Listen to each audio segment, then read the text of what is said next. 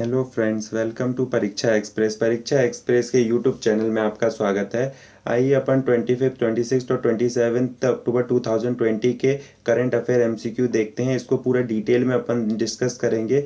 बीच में जो गैप हो गए हैं उसके लिए सॉरी। और आप से क्लासेस रेगुलर रहेंगी। करंट अफेयर की, मैथ्स की, सबकी क्लासेस अब रेगुलर रहेंगी। चलिए अपन स्टार्ट करते हैं अपना सेशन। फर्स्ट अपना आप ये देखिए, आपके स्क्रीन पे आपका पहला क्वेश्चन है, which ministry has launch the life in the miniature project. किस मिनिस्ट्री ने life in the miniature project launch किया है। ठीक है, चलिए आपका टाइम स्टार्ट होता है। चलिए पहले आप बताइए कौन सी मिनिस्ट्री होगी, फिर इसको अपन डिटेल में डिस्कस करेंगे। Ministry of rural development, ministry of railway, ministry of जल शक्ति या ministry of culture and tourism. जल्दी से बताइए। चलिए फिर अपन इसको डिस्कस करते हैं। चलिए, इसका आंसर है मिनिस्ट्री ऑफ कल्चर। ठीक है, ये क्या प्रोजेक्ट है? Life in the miniature project अपनी जो ministry of culture and tourism है उसने जो गूगल का एक प्लेटफॉर्म है, Google art and culture. Google art and culture, जैसे कि गूगल का अपन जानते हैं, गूगल का गूगल ड्राइव है, गूगल ट्रांसलेट है, गूगल मैप्स हैं। इसी तरीके से गूगल का आर्ट एंड कल्चर है। इसमें जो भी छोटी मोटी मिनिएचर, जैसे मिनिएचर मूर्ति, स्कल्पचर है, मिनिएचर पेंटिंग है, वो सारी जो नेशनल म्यूजियम ऑफ आर्ट है दिल्ली में, उसकी सारी डॉक्यूमेंट यहाँ पे जाके पोस्ट कर दी जाएंगी। तो पूरे वर्ल्ड में कोई भी जाके यहाँ पे एक्सेस कर सकता है। जैसे कि अपन जान रहे हैं कि आजकल हर चीज़ क्या हो रही है, ऑनलाइन हो रही है। तो अपन एक टाइप से क्या है, जो अपना म्यूजियम वगैरह है उनको ऑनलाइन ला रहे हैं।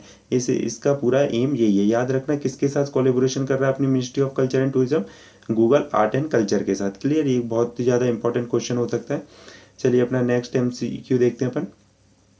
चलिए नेक्स्ट एमसीक्यू पे चाहिए, which Arab country has become the first Arab country to reach a visa exemption agreement with Israel. जैसे कि अपन देख रहे हैं आजकल क्या, जो इसराइल और पैलेस्टीन के कॉन्फ्लिक्ट बहुत पहले था, जो 1947 के आसपास, अब क्या हो रहा है, सारी जो अरब कंट्रीज़ धीरे धीरे वो इसराइल को रिकॉग्नाइज कर रही हैं, इसराइल को मान्यता दे रही हैं। ठीक है, तो उसी बीच में क्या हुआ, अपन अभी काफ़ी ज़्यादा एग्रीमेंट हुए। इजिप्ट मानने लगा है कि इसराइल एग्जिस्ट करता है, यूएई मानने लगा है। ठीक है, तो इसी तरीके से धीरे धीरे सब कंट्रियां मानना स्टार्ट कर रही हैं, रिकॉग्नाइज कर रही हैं इसराइल को। तो इस कौन सी कंट्री ने अभी वीज़ा एग्जाम्पशन दे दिए हैं इसराइल को? चलिए आपका और टाइम स्टार्ट हो गया, बताइए कौन सी हो सकती है। सऊदी अरेबिया है, ओमान है, कतर है या यूएई है? कौन सी कंट्री हो सकती है? चलिए ऊपर आपको दिख रहा होगा लाइक शेयर सब्सक्राइब का, इस पर भी ध्यान देते रहिए, साथ में क्वेश्चन को भी। चलिए बताइए क्या होगा इसका आंसर। इसका इसका आंसर है यूएई। क्लियर? इसका आंसर यूएई ही। अभी यूएई ने रिसेंटली क्या इसराइल के साथ एक डील साइन की है, जिसमें क्या यूएई अब क्या उसके साथ Israel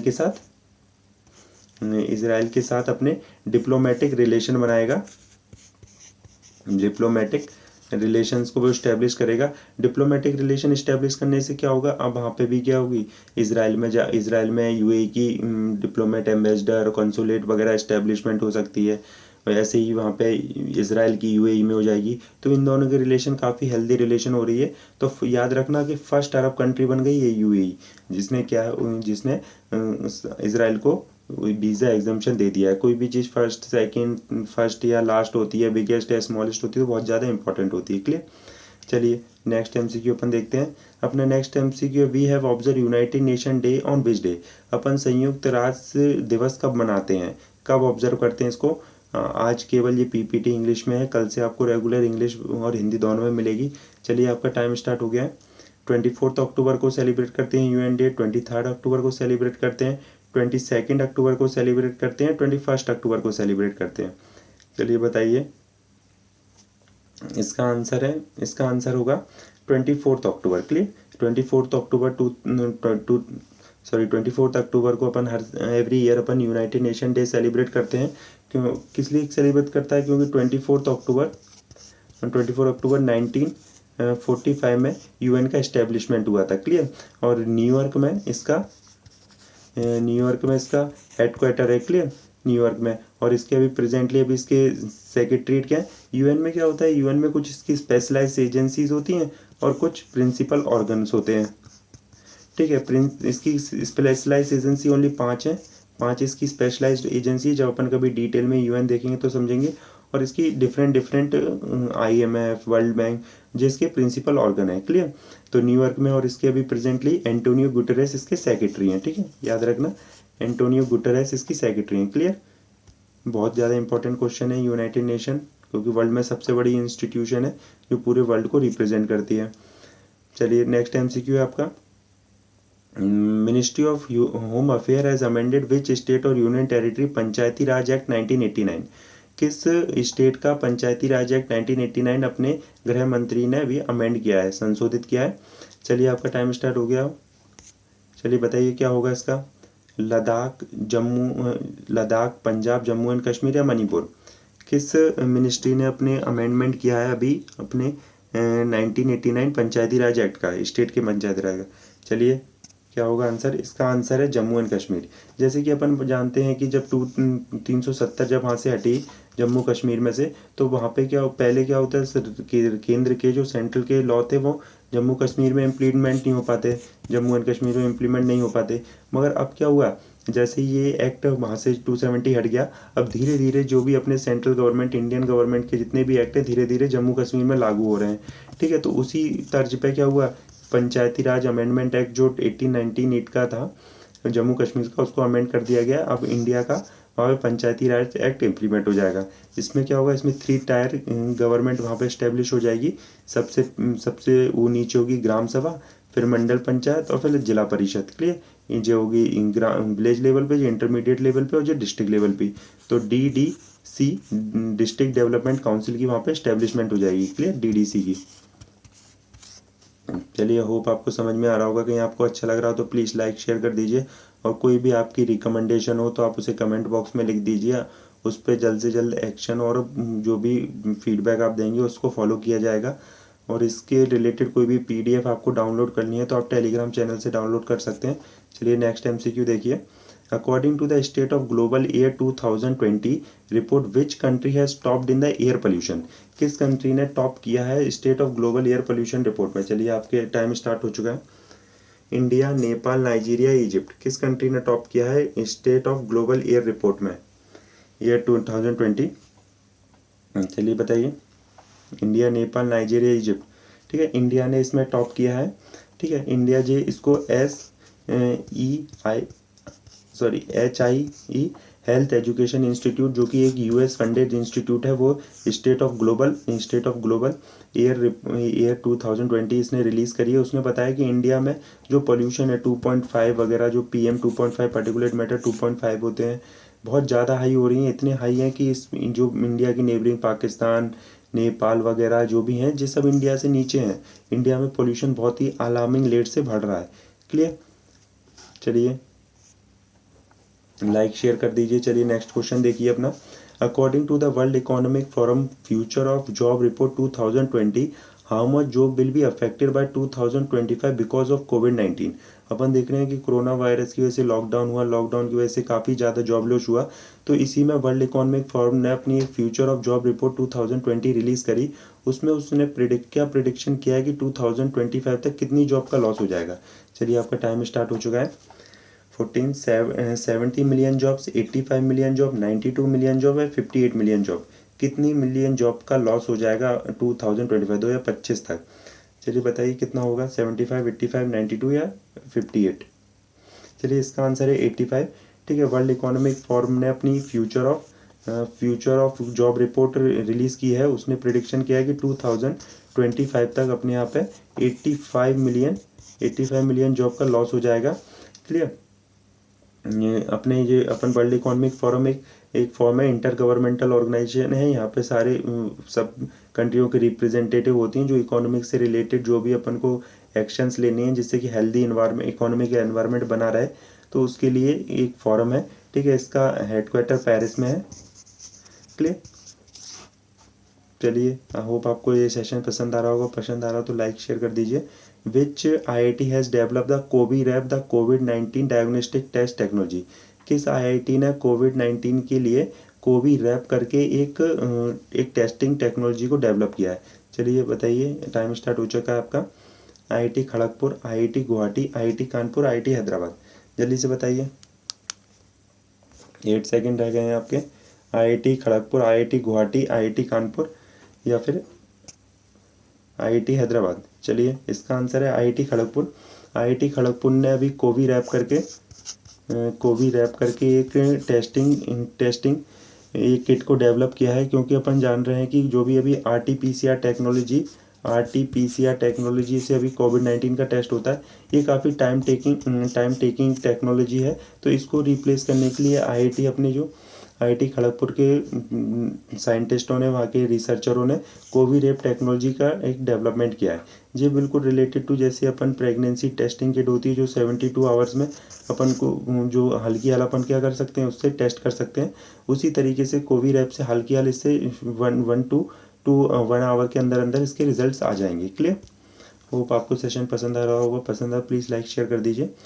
Which warship made in India equipped with the stealth and anti-submarine technology that is not under the grip of enemy radar joined the Indian Navy on 22 October 2022? कौन सी एक खुफियाई अपनी एंटी सबमरीन टेक्नोलॉजी से बनाई गई SIP है, जिसको अभी Indian navy ने कमीशन कर लिया है 22 अक्टूबर 2020 को। चलिए कौन सी है? आपके टाइम स्टार्ट हो चुका है। INS Kavaratti, INS Vikram, INS Satpura, INS Vikramaditya. कौन सी होगी बताइए जल्दी से। INS Kavaratti, INS Vikrant, INS Satpura, INS Vikramaditya. चलिए इसका आंसर है INS कारावती। अपनी जो प्रोजेक्ट अपना प्रोजेक्ट 28 चल रहा है, उसके अंदर अपन को 4 सबमरीन डेवलप करनी है। जो गार्डन से बिल्डर्स हैं कोची विशाखापट्टनम में, वो 4 ऐसी शिप बिल्ड कर रहे हैं, जिनमें से उन्होंने 3 ऑलरेडी इंडियन नेवी को हैंड ओवर कर दी थी। ठीक है, तो ये चौथी कॉर्बेट को भी हैंड ओवर कर दिया। ये एक कॉर्बेट है। ठीक है, कॉर्बेट क्या होती है? एक छोटी सी शिप होती है जो कि एक किसी बड़ी शिप्स को प्रोटेक्ट करती है। ठीक है, बड़ी शिप्स के आस पास चलती हैं। क्लियर? ये एंटी सबमरीन है, इंडिजीनियसली डेवलप है। तो इंडिया की जो आत्मनिर्भर भारत इनिशिएटिव है, उसमें एक बहुत बड़ी सफलता है इंडिया के लिए। चलिए नेक्स्ट MCQ देखिए। Under which project was INS Kavaratti constructed? अभी अपन ने डिस्कस किया, कौन सा होगा? Project 18, project 28, project 38, project 48। काफ़ी सिंपल क्वेश्चन है। चलिए बताइए। PDF के लिए आप टेलीग्राम चैनल को ज्वाइन कर लीजिए, लिंक डिस्क्रिप्शन में दिया हुआ है। बताइए क्या होगा इसका? Project 18, project 28, project 38, project 48। इसका आंसर है प्रोजेक्ट 28। प्रोजेक्ट 28 के अंदर जो गार्डन शिप बिल्डर्स हैं विशाखापट्टनम में, वो 4 ऐसी कॉर्बेट्स को डेवलप कर दी हैं इंडियन नेवी के लिए। ठीक है, तो लास्ट जो अपनी INS कारावती थी, INS कारावती, उसको भी इंडिया में कमीशन कर लिया गया इंडियन नेवी के लिए। क्लियर? होप आपको सेशन पसंद आ रहा होगा। चलिए नेक्स्ट MCQ देखते हैं अपना। Labour ministry Santosh Gangwar release the new series of consumer price index for industrial worker with 2016 base year. Earlier the base year for CPI IW was. अभी क्या हुआ रिसेंटली, जो CPI इंडेक्स है उसका बेस ईयर, उसका जो बेस ईयर है उसको चेंज कर दिया गया है 2016। तो पहले इसका बेस ईयर क्या था और CPI के अपन डिटेल में डिस्कस करते हैं। चलिए पहले आप इसका आंसर बताइए क्या होगा। 2010, 2012, 2011, 2001। जो अभी लेबर मिनिस्टर ने CPI इंडेक्स का जो बेस ईयर चेंज किया है, उसका पहले बेस ईयर क्या था बताइए जल्दी से। इसका आंसर है 2001। ठीक है, पहले जो अपना CPI इंडस्ट्रियल वर्कर था, इसका बेस ईयर था 2001। अब इसका बेस ईयर हो गया 2016। ठीक है, ये इसकी ज़रूरत क्या पड़ी, क्या इतने अपन को बेस चेंज करना पड़ा है? क्योंकि जैसे जैसे टाइम पास हो रहा है तो लोगों की क्या डिमांड चेंज होती जा रही है। पहले जो चीज़ डिमांड में हाई थी, अब उसकी डिमांड लो हो गई है। ठीक है, तो with the passing of the time demand बढ़ती जा रही है। तो इसकी जो इसकी बास्केट होती है, इसकी बास्केट में अलग अलग चीज़ें होती हैं, जैसे फूड और बेवरेजेस को दिया जाता है कुछ पार्ट हाउसिंग को दिया जाता है, कुछ पान मसाला अदर टॉक्सिकेंट्स को दिया जाता है, और कुछ मिसलेनियस को दिया जाता है। ठीक है, मतलब इन चीज़ों पे आधार बना के अपन इसको मेजर करते हैं।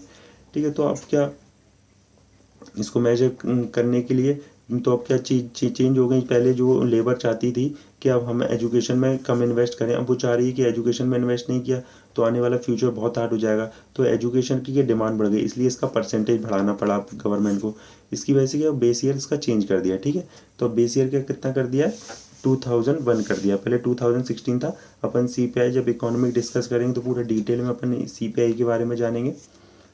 चलिए नेक्स्ट बताइए। Which state withdrew the consensus to be given to the CBI in 2 October 2020 to investigate cases in the state?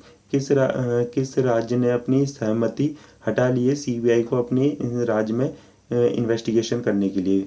चलिए आपका टाइम स्टार्ट हो चुका है। बिहार, महाराष्ट्र, मध्य प्रदेश, गुजरात, किस राज्य ने किस राज्य ने सीबीआई को जांच करने की पाबंदी कर दी है, मतलब अब उसके राज्य में जांच नहीं की जा सकती? बताइए जल्दी से। इसका आंसर है महाराष्ट्र। ठीक है। सीबीआई क्या है? सीबीआई एक सेंट्रल इन्वेस्टिगेशन एजेंसी है, सेंट्रल ब्यूरो फॉर इन्वेस्टिगेशन, जो Delhi special police establishment act के अंदर बनाई गई थी। ठीक है। तो इसको ना, इसके लिए दो कंसेंट होते हैं, एक तो जनरल कंसेंट होता है और एक केस स्पेसिफिक होता है, किसी केस से स्पेसिफिक होता है। ठीक है। तो अभी क्या अपन ने देखा कि टीआरपी और सुशांत सिंह राजपूत केस के चक्कर में सीबीआई काफ़ी ज़्यादा न्यूज़ में थी। तो जब इसको किसी दूसरे राज्य में से अपन ने देखा कि बिहार में बिहार पुलिस अलग से जांच कर रही है और मुंबई पुलिस अलग से जांच कर रही है, तो ऐसे के लिए अपन सीबीआई को अपॉइंट करते हैं जब ज़्यादा कॉन्फ्लिक्ट हो जाता है दो स्टेट्सों के बीच में। मगर सीबीआई क्या हुआ, एक दिल्ली पुलिस एस्टेब्लिशमेंट एक्ट के अंदर बनी है, तो उसको किसी राज्य में जाके कहीं कार्रवाई करनी है तो उस राज्य से मंजूरी लेनी पड़ती है। तो वहाँ पे महाराष्ट्र में क्या हुआ, महाराष्ट्र में अपन देख रहे हैं उद्धव ठाकरे की सरकार है। ठीक है। तो उसकी वजह से इसकी वजह से वहाँ पे क्या, जो जनरल कंसेंट है वो सीबीआई की वापस ले ली। अब सीबीआई को कहीं मुंबई में जांच करनी है किसी भी सेंट्रल से रिलेटेड आदमी की, तो उसके लिए वहाँ की राज्य सरकार से मंजूरी लेनी पड़ेगी। महाराष्ट्र से पहले वेस्ट बंगाल और राजस्थान पहले ही उससे जनरल कंसेंट ले चुके हैं। क्लियर। चलिए नेक्स्ट देखते हैं, अपना नेक्स्ट एमसीक्यू क्या है। चलिए, which state government pass bill to nullify the three new agriculture laws of the central government. जो सेंट्रल गवर्नमेंट ने अपन देखे कि कृषि के लिए 3 कानून पास किए हैं, कौन सी राज्य सरकार ने उसको नल करने के लिए लॉ पास कर दिया है? ठीक है, बताइए। चलिए आपका टाइम स्टार्ट हो चुका है। महाराष्ट्र, केरला, पंजाब या Orissa. Which state government pass a bill to nullify the 3 new agriculture law of central government? Maharashtra, Kerala, Punjab, Orissa, कौन सी है बताइए जल्दी। इसका आंसर है पंजाब। ठीक है। अभी क्या अपन ने देखा कि इस साल के जो अभी सेशन हुआ है, मॉनसून सेशन, उसमें 3 कानून एग्रीकल्चर से रिलेटेड पास किए किस केंद्र सरकार ने, जो कि पहले ऑर्डिनेंस थे, उसको सेशन के बैठते ही कानून बना दिया। तो इसकी वजह से पूरे इंडिया में क्या प्रोटेस्ट होने लगे थे। ठीक है। प्रोटेस्ट पंजाब और हरियाणा में प्रोटेस्ट काफ़ी ज़्यादा हाई थे इन कंपैरिजन टू अदर स्टेटों में इतने ज़्यादा हाई नहीं थे जितने कि पंजाब और हरियाणा में थे। तो अपना एग्रीकल्चर क्या है, एग्रीकल्चर जो 7वीं अनुसूची है, 7वीं 7 शेड्यूल है जो इंडियन कॉन्स्टिट्यूशन का, उसमें स्टेट सब्जेक्ट के अंदर आती है। मतलब जो 3 सब्जेक्ट हैं, यूनियन लिस्ट, स्टेट लिस्ट और तीसरी कंकरेंट लिस्ट। ठीक है। तो उसमें से स्टेट लिस्ट के अंदर आती है। तो इसके अंदर लॉ बनाने का हक किसको है? स्टेट गवर्नमेंट को। इसलिए पंजाब के जो अमरिंदर सिंह बादल हैं, कैप्टन अमरिंदर सिंह बादल, उन्होंने केंद्र सरकार के तीनों लॉ, जो कि एक एमएसपी से रिलेटेड था, एक कॉन्ट्रैक्ट फार्मिंग से रिलेटेड था और एक फार्मर्स की इनकम से रिलेटेड था, वो सारे को नल एंड वॉइड कर दिया। वो अपने खुद के कानून बनाएंगे। क्लियर। चलिए नेक्स्ट मूव करते हैं अपन। Which state has emerged as a top destination for attracting the highest number of domestic tourists visiting the state in 2019 as per the Indian Tourism Statistics 2020 released by Ministry of Tourism? Ministry of Tourism ने अभी एक tourism statistics report 2020 release की। उसमें कौन सा राज्य है जो सबसे टॉप पे टूरिस्ट मतलब पर्यटन को आकर्षित कर पाया है? चलिए बताइए। उत्तर प्रदेश, केरला, गोवा या अरुणाचल प्रदेश, कौन सा राज्य है जो हाईएस्ट नंबर को टूरिस्ट को अट्रैक्ट कर पाए, डोमेस्टिक टूरिस्ट मतलब घरेलू पर्यटन को अट्रैक्ट कर पाया? उत्तर प्रदेश, केरला, गोवा, अरुणाचल प्रदेश, बताइए। इसका आंसर है उत्तर प्रदेश। उत्तर प्रदेश में highest number of tourism domestic tourist आए हैं 2020, जो कि टूरिज्म मिनिस्ट्री ने रिलीज किए tourism Indian tourism statistics report 2020 के अंदर। क्लियर। चलिए नेक्स्ट बताइए। Prime minister has launch the किसान सूर्योदय योजना for the farmer of which state? प्रधानमंत्री ने किसान सूर्योदय योजना किस राज्य के किसानों के लिए लॉन्च किया है? चलिए आपका टाइम स्टार्ट हो चुका है 15 सेकंड का। झारखंड, छत्तीसगढ़, गुजरात, पंजाब, किस राज्य के लिए किसान सूर्योदय योजना को लॉन्च किया है? बताइए जल्दी से। झारखंड, छत्तीसगढ़, गुजरात, पंजाब। इसका आंसर है गुजरात। ठीक है। अभी अपने जो पीएम ऑनरेबल प्राइम मिनिस्टर ने तीन स्कीमें लॉन्च की हैं वीडियो कॉन्फ्रेंसिंग के लिए गुजरात में। एक तो था UN Mehta multi specialist hospital launch किया है, ठीक है, यूएन मेहता। सेकंड जो उन्होंने एक निपुर रोपवे को लॉन्च किया है। और तीसरा जो था उन्होंने किसान सूर्योदय योजना को लॉन्च किया है। इस योजना के अंदर क्या होगा, इस योजना में सुबह 5 बजे से लेकर 10 बजे तक कंटिन्यूसली अनइंटरप्टेड जो बिजली का सप्लाई होगा। और धीरे धीरे इसका प्रयास है कि इसको 24 आवर्स के लिए एक्सटेंड कर दिया जाए। क्लियर। चलिए, India's position in international migration outlook 2020। India international migration outlook 2020 release हुआ है। इसमें इंडिया की पोजीशन क्या है? चलिए, टाइम आपका स्टार्ट हो चुका है।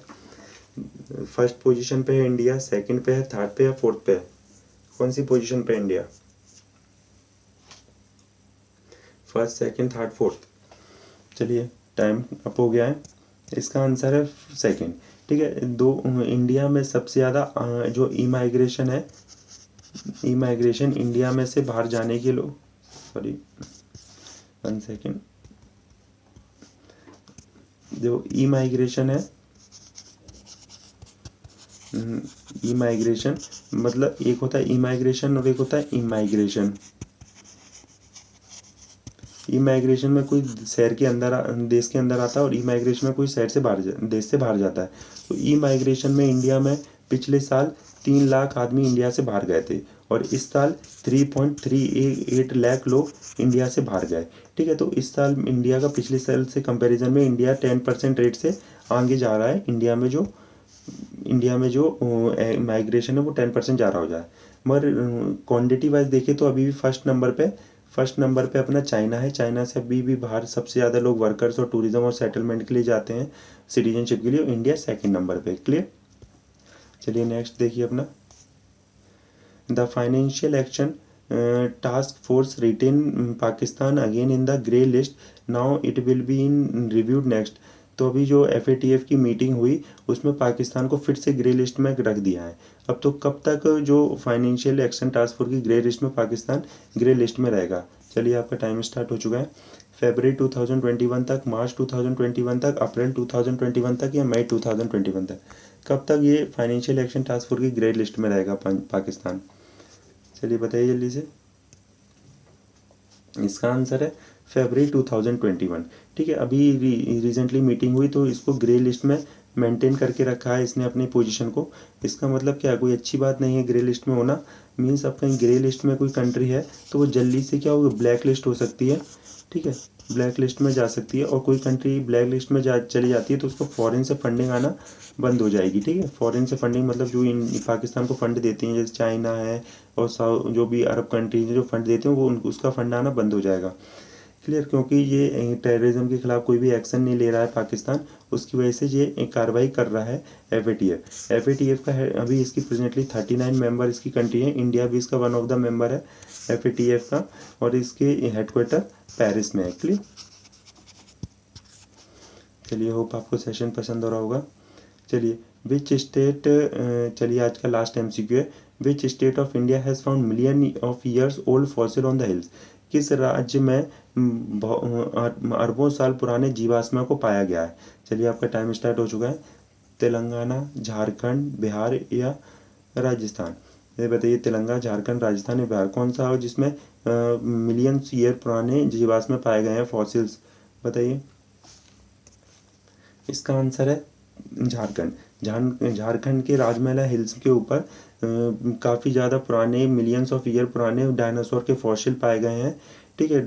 जो बताते हैं कि हर्बीवोरस थे, तो ऐसे ट्रीज़ के और उनके जीवाश्म में पाए गए हैं जो कि डायनासोर के एक्सिस्टेंस को इंडिया में कंफर्म करते हैं। चलिए, आज का सेशन यही। होप आपको सेशन पसंद आया होगा।